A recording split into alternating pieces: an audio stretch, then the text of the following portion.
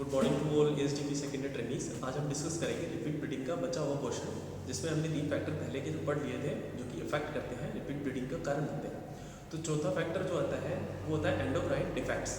Endocrine defect में क्या होता है, जो एंडोक्राइन ग्लैंड्स हैं, जो अंतःस्रावी ग्रंथियाँ हैं, जो हार्मोन का स्रावन करती है, उनके सही से काम ना कर पाने की वजह से रिपीट ब्रीडिंग की कंडीशन प्रोड्यूस होती है।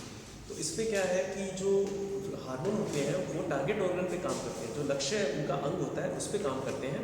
और यही जो मेनली हार्मोन होते हैं जो फीमेल में क्या होता है, मादा पशुओं के विभिन्न अंगों से स्रावित होते हैं और उनके प्रजनन अंगों पर असर डालते हैं। और उसमें क्या होता है कि इसकी कमी जो होती है हार्मोन्स की, उसकी वजह से क्या है, पशु हीट में नहीं आ पाता या ताव में नहीं आ पाता है। तो उसके वजह से फिर ओव्यूलेशन नहीं हो पाता, और ओव्यूलेशन भी अगर हो भी जाता है तो फिर निषेचन नहीं हो पाता, और निषेचन भी अगर हो जाता है तो फिर वो जो बच्चा है वो निडेशन नहीं हो पाता उसका, और वो मर जाता है। तो ये हार्मोन्स कौन से होते हैं? सबसे पहले होता है प्रोजेस्टेरोन हार्मोन की डेफिशिएंसी, कमी। तो इस हार्मोन की जब कमी होती है तो इस हार्मोन की कमी से क्या है, निडेशन नहीं हो पाता, डिंबारोपण नहीं हो पाता भ्रूण का गर्भाशय में, और भ्रूण की मृत्यु हो जाती है। तो इस कमी को पूरा करने के लिए हमें injection 1500 IU human chorionic gonadotropin जो होता है HCG वो लगाना चाहिए, या फिर ल्यूटिनाइजिंग हार्मोन लगाना चाहिए। कृत्रिम गर्भाधान के दिन ही लगाना चाहिए, और इसी दिन आप विटामिन C का भी यूज़ कर सकते हैं। साथ में 500 mg इंजेक्शन रिडॉक्सिन भी इंट्रामस्कुलर लगा देना चाहिए। दूसरा जो होता है वो होता है ऑक्सीटोसिन हार्मोन की कमी। इस हार्मोन की कमी से में क्या है कि कॉन्ट्रैक्शन नहीं हो पाता यूट्रस में, गर्भाशय में संकुचन नहीं हो पाता, और जो कार्पस ल्यूटियम जो बनी है, कार्पस ल्यूटियम सिकुड़ता नहीं है पूर्ण रूप से, तो उससे फिर क्या है, साधारण हीट में नेक्साइन एनिमल आ नहीं पाता है। तीसरा फिर होता है एस्ट्रोजन हार्मोन का ज़्यादा स्रावित होना।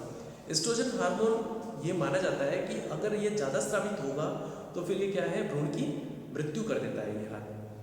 अब फिर बात करते हैं लाइन ऑफ ट्रीटमेंट क्या होना चाहिए। लाइन ऑफ ट्रीटमेंट के लिए सबसे पहले अगर आपको पता चल गया कि हार्मोन की वजह से है, तो आप स्टार्टिंग करो सिफ्रॉन इन्फ्यूजन आता है, जो सिप्रोफ्लॉक्सासिन होती है वो 20 ml, और 20 ml मेट्रोजिल जो मेट्रोडाजोल होता है इन्फ्यूजन, ये मिला के इंट्रायूट्राइन दो 5 दिन तक। फिर उसके बाद इस बार आपको आर्टिफिशियल इंसेमिनेशन नहीं करना है, इस दिन कृत्रिम गर्भाधान ना करें। अगली हीट में फिर क्या करना है, आपको इंजेक्शन डेक्सट्रोज सलाइन देना है IV, और ये देना है इंसेमिनेशन करने से 2 घंटे पहले, और 1 घंटे पहले आपको 20% इंजेक्शन डेक्सट्रोज देना है, ठीक है, इंट्रायूट्राइन। और फिर इसके 2 घंटे बाद आप कृत्रिम गर्भाधान कर सकते हैं। और साथ में क्या है, कृत्रिम गर्भाधान किया तो 1500 इंटरनेशनल यूनिट HCG IV लगा दें, ठीक है, और उसके आधे घंटे बाद फिर आपको 30 इंटरनेशनल यूनिट ऑक्सीटोसिन इंट्रामस्कुलर लगाना है। और फिर इसके बाद इस लाइन ऑफ ट्रीटमेंट के साथ 2 घंटे बाद 10 दिन तक कंटिन्यू आपको प्रोजेस्टेरोन इंजेक्शन इंट्रामस्कुलर लगाना है। साथ में आप इंजेक्शन विटामिन C भी लगा देना चाहिए। फिर आते हैं मैनेजमेंटल कॉजेस। मैनेजमेंटल कॉजेस 2 होते हैं, एक तो पशु के प्रबंधन का कारण, ठीक है, वो संबंधी कारण होते हैं जिनमें पशु का प्रबंधन सही नहीं हो। दूसरा होता है कृत्रिम गर्भाधान की तकनीकी उपयोगी संबंध।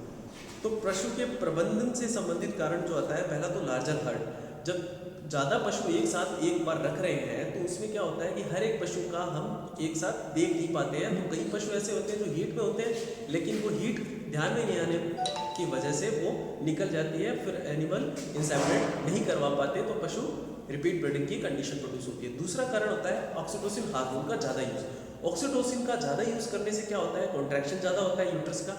यूट्रस के कॉन्ट्रैक्शन की वजह से फिर क्या होता है, यूट्रस और ओवरी जो ऑर्गन होते हैं उन पे गलत प्रभाव पड़ता है। विपरीत प्रभाव की वजह से फिर जो ये कंडीशन रिपीट ब्रीडिंग की प्रोड्यूस होती है। आजकल क्या होता है कि जो